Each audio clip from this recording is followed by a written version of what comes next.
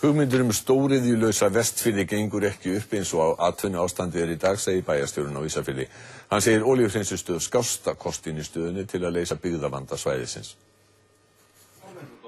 Þetta kom fram á spjallfundi Græna netsins í morgun en það eru samtök umhverfisverndarsinna tengdum Samfylkingunni. Olíuhreinsunarstöðin er ætlað að vinna bensín, dísel, steinolíu og fleira úr hráolíu. Hún mun vinna 8 milljónir tonna á ári. 160 olíuskip kæmu þar við á hverju ári sem miðað við að hvert skip beri 50.000 tonn. Olíuhreinsunarstöðin þarf 15 megavött og mun losa 560.000 tonn af gróðurhúsalofttegundum á hverju ári. Staðsetning á Vestfjörðum hefur ekki verið ákveðin en stöðin mun vera 4 til 5 ár í smíðum og gæti verið komin í gagnið árið 2012. Ætla má að hún skapi 500 ný störf auk afleiddra starfa. Ég er eiginlega á þeirri skoðun að það þurfi að flytja inn talsvert fólki til þess að vinna við hana. Ég sé ekki fyrir mér að 350 fjölskyldur taki sig upp til þess að flytja í Arnarfjörðinn að vinna í olíuhreinsunarstöð. Ég er þvert á móti dálítið hræddur að þetta yrði svona dálítið eins og olíuborpallur á landi.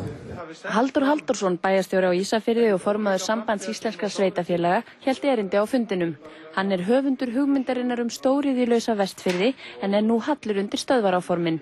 Ef að það væri nú hægt að sýna fram á það að hugmyndur stóriðjulausa Vestfirði byggi upp Vestfirði, stækki samfélögin frekar en minnki þau og hjálpa okkur bara almennt með ný störf, meiri atvinnu, að þá í rauninni riður hún stóriðin í burtu. En þegar það gerist ekki, þá í rauninni er kallað eftir hverju sem er. Sparifé íbúanna á Vestfjörðum er að mestu bundið í fasteignum sem aðeins seljast fyrir brot af því sem fæst fyrir sambærilegar eignir á höfuðborgarsvæðinu. Þótt margir sjáu þann kost einan í stöðun að flytja, býðst hann ekki mörgum vegna fjárhagsörðuleika. En hversu langt á leið frá hugmynd til framkvæmdar er olíuhreinsunarstöðin komin? Ég myndi segja að ef ferlið eru 10 punktar, þá væri við svona ekstra milli annars og þriðja punkts núna.